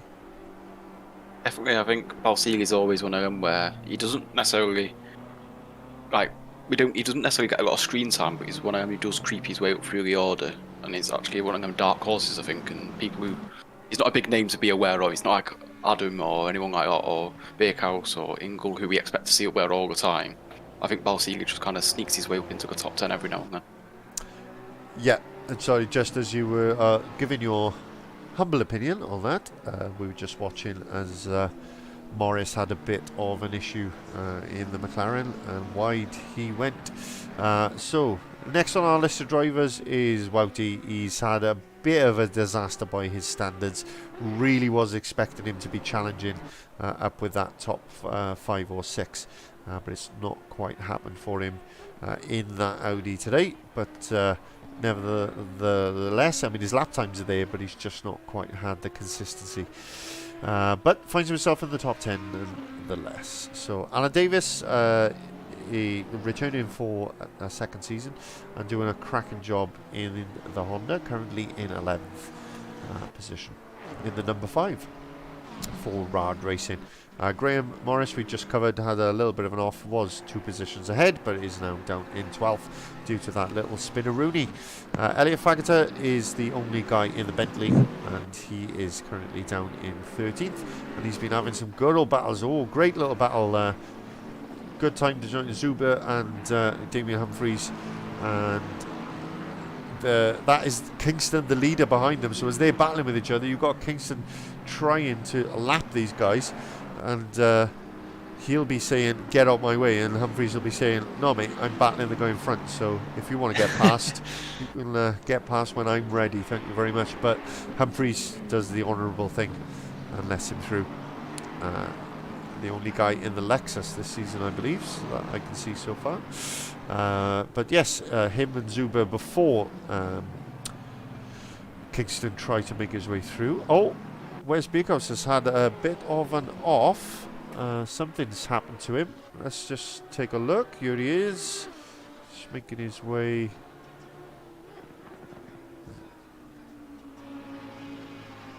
Oh, that's a weird spin. Yeah, just oversteer, just all of a sudden halfway through the corner, and he's lost that position now to Casatares, who's managed to get through and up into 5th. Yeah, that was a weird one, just sort of mid-corner oversteer, and one of those slow ones you just can't stop, which are really painful to experience, aren't they? Aren't they horrible? I know. I mean, I think we've seen a moment like that. I can't remember who it was, but we definitely seen something like that happen last season. I remember it too. Of where it's just one of them so painful. In that corner. It was in that exact corner. Yeah, I think it happened a few times last season. Yeah, certainly I remember it happening a few times. But Damien Humphries around the outside and up into 14th position. Great move. And then Zuber getting out of the way of our second place man, John Beaton. And these back markers giving Foster the chance to get within a second of the guy in front of him. And the back markers doing a very good job with the blue flags not to hold up these leaders. And Humphries doing too good a job there and getting himself onto the grass to get out of the way. You don't need to do that. It's absolutely fine. Kevin DeHaan, oh, he's had another issue, and after driving in the top 10 for all the first half since the pit stops, he's had a couple of offs and is now down in 20th. Real shame for him. And but still, I think he can be really proud of a debut at a difficult track and in a difficult car, and for an endurance race, so fatigue has to be playing its part, I'm sure.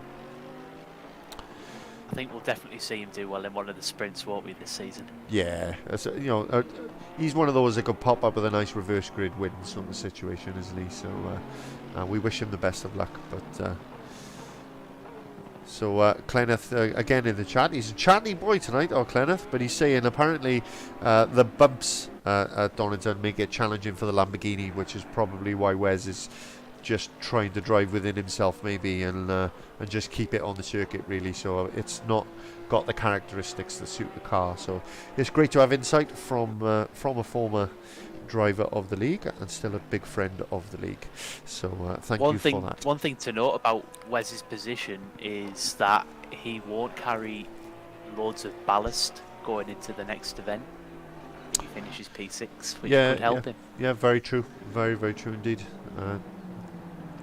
Inflatable hats are out again. Yeah. Oh, we only finished P6 for ballast.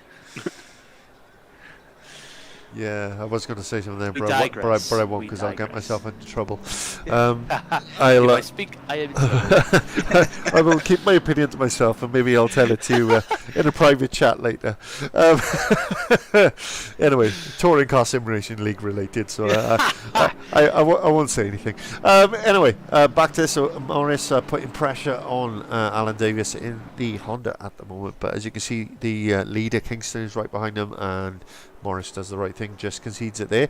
He'll hope to now follow Kingston through and then try and do one of those sneaky double overtakes that people often aren't expecting when there's a blue flag situation. We will see.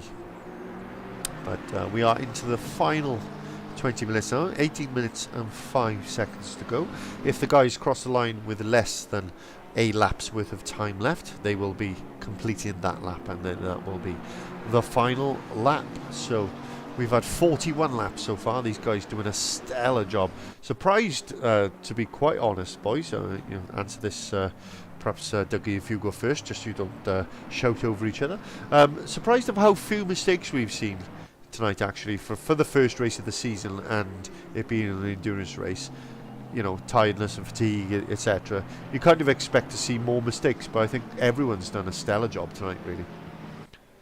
I think tonight lined itself up to I was expecting a bit of a messy race. It's first race of the season. Lots of new drivers who don't know how each other drive. Obviously, been doing practice, but again, it's in racing conditions. Don't know how each other drive. As you said, it's not the easiest of tracks either, so it all lined up for it to be messy. But it's been smooth sailing. Everyone's kept their head down. It's been pretty 99% clean with the odd mistake. Yeah, very, very true. It's I don't know. There's certainly not been any silly accidents, and all right, there's been mistakes from drivers here and there, but I gotta say, I think it's overall the standard's been very, very, very good, and Humphreys just trying to put pressure on that Bentley and get himself up into 13th. Morris really close to Davis now as they come down towards the chicane. Davis parking his car right on the middle of the track, so Morris didn't have room to go one way or the other, but I think Morris, it looks like Aaron has definitely got more pace than Davis at this point, so it looks like it's a question of when, not if. Yeah, you can see on that, I don't know if they can see on stream the gap to the car behind, but it's been 0.4, 0.5 all the way through this sort of last 4 or 5 laps. And looking at the previous lap times, Morris he's just clocked over the line there slower than Alan, but before that he was a couple of tenths up on him, so 15 minutes to go, doesn't want to make a rash move. I think it's just a case of keeping the pressure on, and maybe it's in the last 10 or 5 minutes going for a move. Yeah, absolutely. And as you said that, I realised that people on the stream couldn't see the gaps because I had people's race. Unless Morris makes a little mistake like that. Oh, and then it's all over. All that hard work is done. But yeah, people couldn't see the gaps because I had people's race number up there by accident. Again, another thing that has accidentally reset itself. But there we go. It is what it is. Yeah, Clenneth in the chat saying he's surprised by Dan Stevens. He's normally faster. Yeah, I agree. And he was one of our drivers of the season last year. The few drivers of the races, won the AM Championship. Clen, he was outstanding last season, but this clearly just isn't happening for him today. He's had to make a couple of pit stops as well. He's already pitted twice. So, yeah, he's not really in contention today, which is a bit of a shame for Dan. But where is he? There he is. I'm sure he does have a livery, but it must not have been uploaded in time because I don't have it. But yeah, it's not been Dan's night, but it's a long old season, and hopefully he will get the opportunity to have better races in the coming weeks. So Kingston is still out in front, and his gap now back to beaten is 4 seconds. Great to see these new guys battling in the front and not making it easy for Adam Foster. But it was so close in that first half of the race, but I think it's clear now that Adam was holding them up slightly, which you don't get to say that very often, do you, Aaron? No, but how refreshing is it to say that? Not that we ever want to see a driver do badly, but just to see a bit of change, and this bodes well for the rest of the season. It's not going to be a case of the most consistent wins. It seems like it's going to be a complete shootout between 4 or 5 drivers in terms of pace for who's going to finish first, second, third, and I think we're going to have a championship that goes right down to the wire. Yeah, totally. I was also just going to say, as much as it sounds like we've got a vendetta against Adam, it's just because Adam's won so many times. We've always been Adam. Yeah, it's not a vendetta. It's not. No, and we're certainly not. Not saying anything with the intention of belittling Adam's ability or nothing against him, nothing like that. He's one of the founders of this league. We wouldn't be working with him if we felt that way. That's for sure. No, if we're not here next week, we've offended him. It's purely a case of us just wanting to see that man challenged because we know how good he is, and if anything, it's giving him the respect he deserves. So yeah, very good point. We saw the replay there of Humphries getting up and past Faggoter, so Humphries now up into 13th. Humphries had a good race. We know he struggles for practice time with his personal commitments, but I think this is probably one of the most consistent we've seen him. Certainly any that come to memory. He's kept himself out of trouble because he's been a bit of a magnet for the odd bump in the past. Not his fault, but people hitting him. But he certainly had a good one today, boys. And a bit of time left, but so far he's certainly for me done a really good job. Yeah, let's not jinx it. I'm touching wood. Don't tell us about that, mate. What you do in the privacy of your own room is up to you.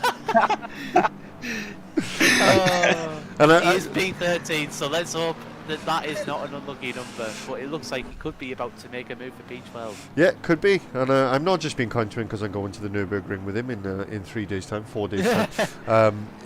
He is a mate, and. But no, I think genuinely he'd struggled for consistency, in the first 2 seasons. But he's looked good tonight, and it's good to see him having a nice, solid race. And he could well be somebody challenging for that championship for people who don't finish in the top 10, which was the Legacy League. That was the words I was looking for. I knew I'd remember it eventually. But he is the closest to making a move on track as it stands. Foster's been dropped by Beaton now towards the top, just as you will see on your screens. He's now 2.5 seconds away, so it looks like he might just be settling in for these last 10 minutes, or maybe he's just saving tyres for a last couple of laps dash. Who knows? We will find out soon enough.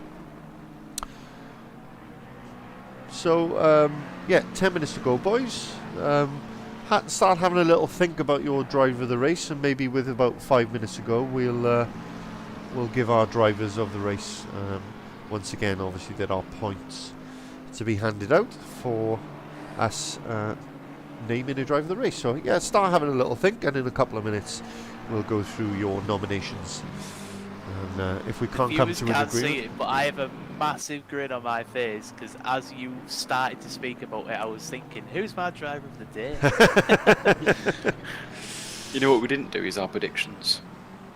We didn't do our winner predictions. No, it was a bit hectic, to be fair, wasn't it? And I also obviously with the sound issues and technical issues, and Humphries, he lost out a bit there to Morris, and now he's under pressure from Zuber.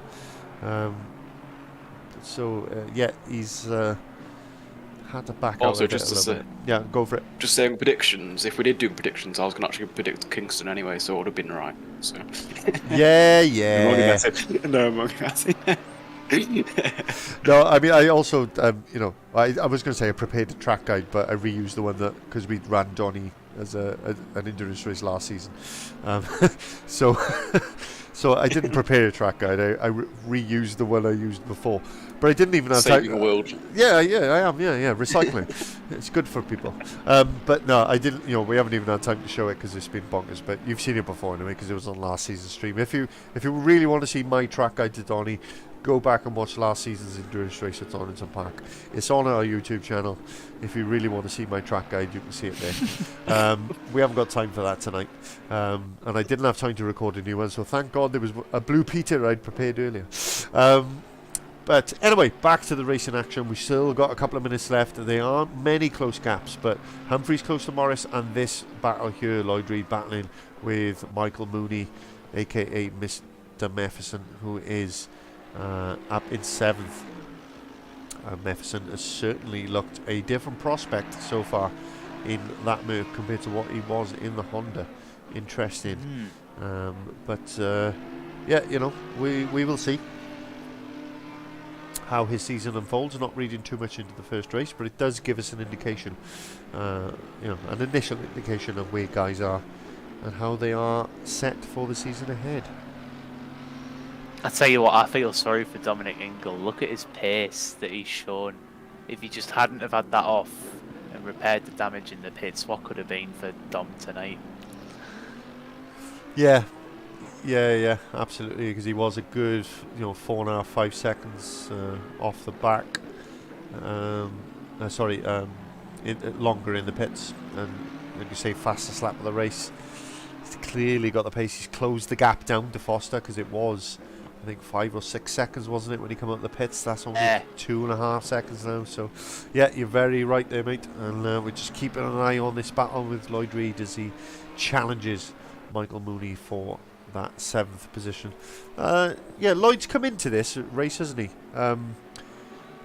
Boys, he's he sort of qualified a bit disappointingly compared to where we used to seeing him in the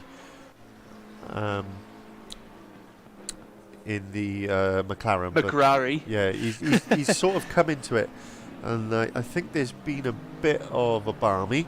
So I've seen Morris and Humphreys have come up on my thing, and then Zuber has gone ahead of them. So let's just have a quick look at this. So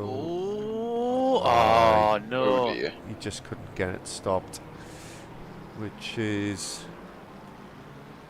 a shame, but he's carried on and hasn't given the position back. So yeah, I don't know, perhaps he feels that he got turned in on.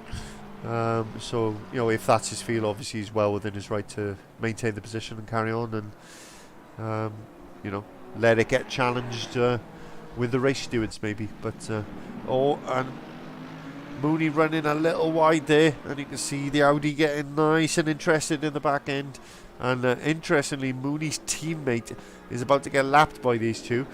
So is he going to do his teammate a favour and maybe try and cause a bit of a problem? Bit of team tactics perhaps coming into play.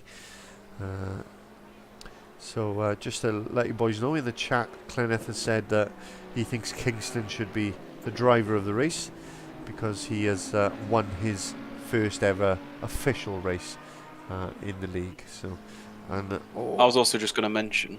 Sorry, just before you, I was just going to say Lloyd Reid very brave there and gets himself up in that position. We're just going to take a quick look at that replay, and I just want to jump on board with Reid so we can see that as we come down through the S's. Super move.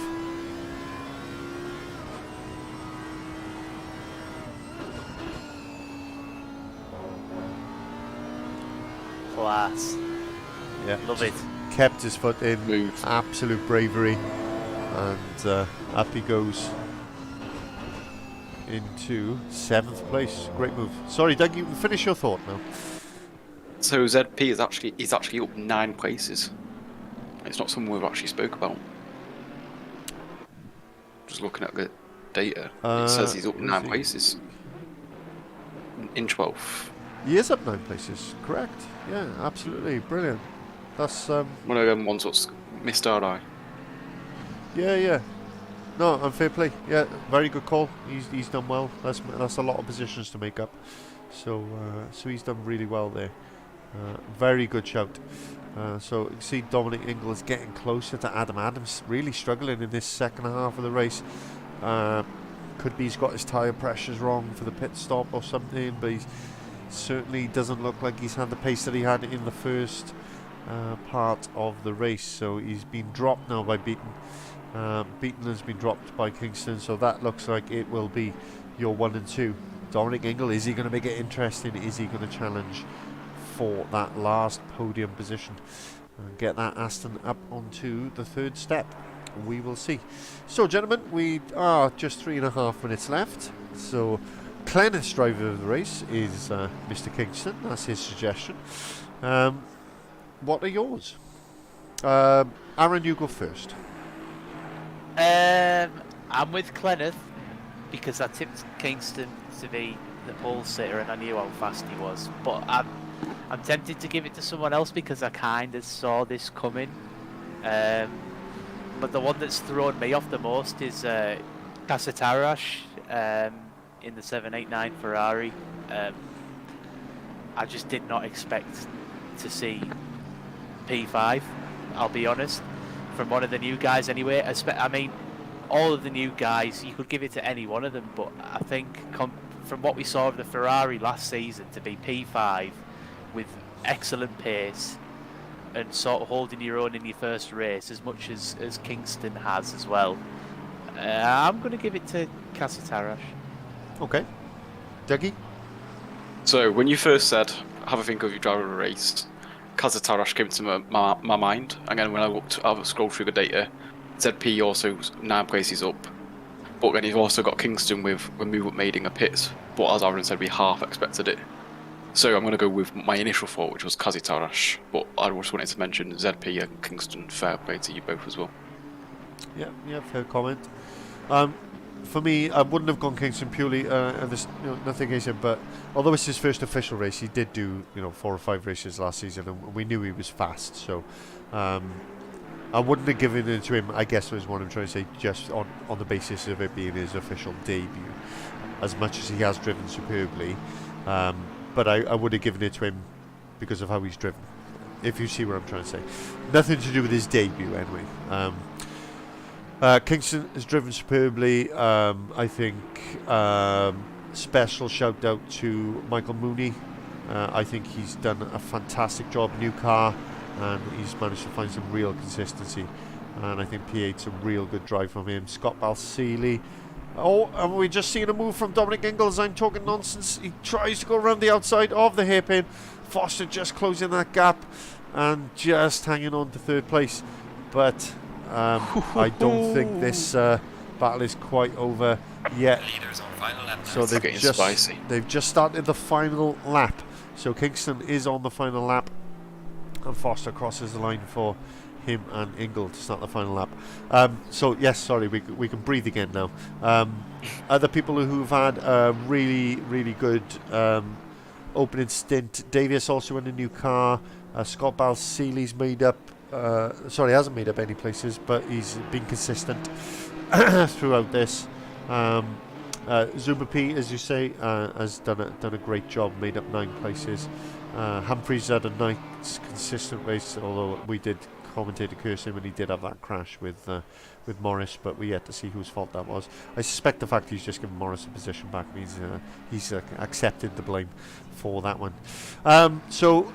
Yes, in short, I will agree with you two, and we will give it to Kazatarash as he's done a superb job on debut. Also, is this going to be the last lap? This is the last lap. Yeah, it has been announced by the guy who speaks in your ear from the pit lane.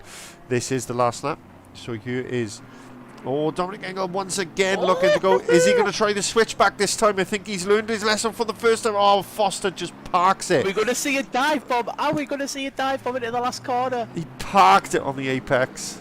He thought about it. He had a little twitch, but congratulations to Alex Kingston on his official debut wins. John Beaton on his debut with a fantastic 2nd place, pushing those front guys all the way. Adam Foster comes home in 3rd. He knows he's got some fast competitors this season, so he might still well be pleased with that, but after leading the full first half of the race, will probably be slightly disappointed. Dominic Engel comes home in 4th, superb drive from him. Kazatarash is about to come home in 5th. Wes Bakehouse is in 6th. Lloyd Reed 7th. Mr. Mooney in 8th. Wouty's managed to get up past Scott Balseeley and into 10th. And Scott into 9th, with Scott in 10th. And those were the only guys not lapped. Everybody else was lapped. Alan Davis 11th, Zuba P in 12th, Morris in 13th, Humphreys 14th, Rich Arnold 15th, Faggot at 16th. Good comeback there by Arnold. You what? Good comeback there by Arnold. Yeah, he made up a few towards the end. Yeah. Bart Tonks in 20th, Dahal 19th, Stevens 18th, Weavers 17th. So that is the rundown, and the winner, as it says there on your screen in front of you, Mr. Alex Kingston in the number 77 Aston Martin, winning on debut. Absolutely outstanding stuff. What can I say? That flew by, didn't it? Absolutely.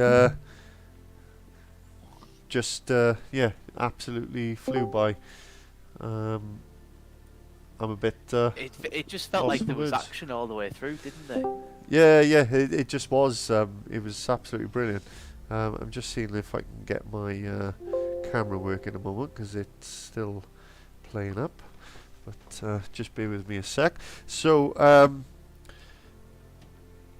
yeah, have you got a favourite moment from that race, Aaron? A favourite part where you were just like, oh, that was special? Ooh, let's have a think. Lloyd's move in the S's. That was probably one of the standout moments for me. The bravery that took. That was a class overtake. Yeah, that was. I think we saw a couple of ones down there, didn't we? I think Yeah. Michael Mooney, I think, made a very similar move through the same section. I think it was Michael Mooney anyway. Yeah, it was definitely one of the Mercs, that's for sure. Doug, anything that stands out for you? I was going to say, I can't remember who it was now, who just kept a foot planted as the other car went wide. A corner at the bottom of the S's, I can't remember who it was. Remember, we replayed it. Yeah, it was Lloyd. Was that the move you're on about, Ray? Yeah. Yeah, that was superb. Well, there you are. You're in agreement anyway, so I suppose that's good. What about yourself, Mike? Oh God, I got no idea. Absolutely no idea. It was all just like absolutely brilliant to watch. A favourite moment. I don't know. Can't think. Anyway, let's get to the interviews. That's enough about me. I'm not important. But the camera's working. Yay! After 2 hours, you can finally see my face and hear me both at the same time. Stupid software. Anyway, we are joined by a plethora of drivers. I believe that's what you have to say when there's more than one. So lots of drivers in tonight. Who do we want to speak to first? I'm going to go to Dominic Ingle first. Dom, cheers for popping in. Hey, Mike. You looked like you had a bit of fun out there. Did you had an issue where you lost a couple of positions, if I remember rightly? I might be wrong there. Yeah. And then had to fight Lost back. Yeah. one. Yeah. Yeah, basically, I was. The first stint was so close with Kingston right behind Adam. They probably, I think, definitely Kingston had more pace than me. So Adam being in first probably just kept me with them for a little bit. And then when I was right on the back of Kingston, braking for the chicane, I just got my right rear on the rumble strips on the right, lost a bit of traction, and it was either hit Kingston or go to the right. So I went to the right and then went off, lost a place, and then had about half a lap of scruffy where your tyres are getting back under control because they got a bit. I remember squirrely. now. I remember now. Yeah, you went through the gravel. We caught that. Yeah. Yeah. So then decided just to change strategy a bit because I'd put extra fuel in, so I went long, hoping to at least get a bit of a tyre offset at the end with fresh tyres, which kind of worked. I managed to catch. I think I was catching Adam and John actually. I had good second stint, but I just didn't quite. I needed another couple of laps really to have a proper go. But Adam defended well in the last lap and a half, so wasn't really much chance. So nearly a third, but I'll take a fourth. I'll take that. Good race though, really good pace from all people at the front. I mean, it's ridiculous, so consistent, everybody. And I didn't get a track cut. How about that? That's ridiculous. Yeah, you can take that. You got three. Take that as a win.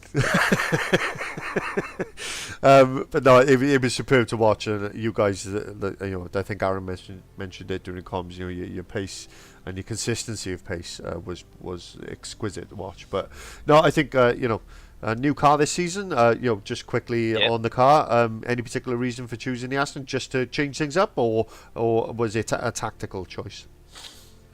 Change it up, and also the Lexus, I've just noticed that anything over a 40-minute race, it just absolutely destroys its tyres, so it's not very good, anything other than sprints it's not bad, but then once you get to endurance races, the second half of your stint is always bad. It falls off the cliff in terms of tyres, so I needed to change it, and I've tried Honda, McLaren, BMW, which has been nerfed a bit, don't really like that with the change of gearing, and then in the end thought I'll just give Aston a go. I hadn't driven it in the game until recently, but it's quite nice to drive, so yeah, it was good. Yeah, well, two Astons in the top four is obviously doing something right, isn't it? So but not well done. Good race tonight. Apart from that little trip into the kitty, it looked pretty good for you, so well done. Cheers, thanks. No pleasure. And Rich, how we doing? We're doing good, mate. Good. Yeah, like in the t-shirt, all good. Yes. Yeah, new one for today. This season. So Yeah, it seemed like it didn't quite go your way. It was a funny race, as I said, qualifying didn't really have the pace, so I found myself sort of in the back 2 rows. Seemed to have a fairly decent start, but I got caught behind a train of about 4 or 5 guys who I were quicker than. But when you've got cars so tight next to one another, you just can't make a move on the guy that you're coming up against because the other guy's right in front of you. So yeah, got a bit frustrated and ended up taking a trip off, but worked back up to 15th. I think the pace this year has got so much faster. This season. Crazy. Guys who were slower before, everyone is lapping at such a consistent pace now. I found myself out on my own, and the next guy was 10 seconds ahead, and the guy behind was 10 seconds behind, and they kind of stayed there. So yeah, I think there's going to be a lot of tight racing this season. But I think I probably could have done better. But all in all, I didn't have any contact, didn't have any damage. It was a consistent race for me. So pretty happy, taking something away from it. Yeah, you can find your feet in it. Just bring Alan, your teammate, in. Al, you seem to have plenty of battles going on in that one. Really interesting race. You're sort of back and forth between sort of 9th and 12th, and plenty going on. But yeah, just take us sort of through it from your point of view. Yeah, it was great fun. The start was average. I got caught out by, I think it was Mooney ahead of me. Must have been in the wrong engine map or something. Just didn't go anywhere, and had to dive out the way. But the rest of the race, yeah, it's so much more consistent in the Honda. There's plenty of times last season where I'd have clipped a curb, thrown the car around, and then Rich probably would have collected me later on. But no, I think everyone's alluded to it. It feels like the whole league has taken a step up this year. And to finish 11th, I'm quite happy with that. That would have been 16th or 17th last year. And, to be battling with people like Morris and Humphreys just goes to show how far we've pulled up. And it was great fun. I think I'm maintaining my reputation as one of the hardest defenders in the league, which I'm quite happy with. But it's all clean, it's all good. So yeah, a lot of fun. No, the racing looked really, really good tonight, and you certainly we caught a few of your battles, so it looked good fun. In what you're saying, the league looks in really good shape, doesn't it? If I can bring Adam in, one of the founders of the league, the league looks in good shape, Adam. When you've got 22 cars on the grid and you've still got a couple of people who haven't been able to make it, that only bodes well for the season, doesn't it? Yeah, that's it. I think we've got 4 or 5 drivers. They gave me reasons as to why they couldn't make it tonight. So we'll have them back as well. So we're bigger grid, better racing. Like the boys have said, everyone's just stepped up their game a little bit this season. And yeah, my race was good for the first 40 minutes. Then had a really bad pit stop and then come out in third. Yeah, so it was a problem in the pit itself then, was it? Yeah, I had 2 cars right in front of my pit box, so I couldn't see my pit box, and then it took about 2 seconds to lift me up. Not ideal, but this is what I'm here for. This is what I want to be. I want to be beaten, and I think these 2 guys, well, three or 4 of them actually, have got a good chance this season with Dom pushing that Aston along as well. Yeah, certainly. I mean, from our point of view, we even sort of apologised because it sounded like we were bashing you in comms, but we were just sort of saying, that sentiment of, we want you to be challenged as well. We want to see a proper scrap for the title. So, so if you watch it back, please don't be offended. We purely meant it from that point of view. So, I mean, that's the thing with pit stops, isn't it? It does add that bit of jeopardy in.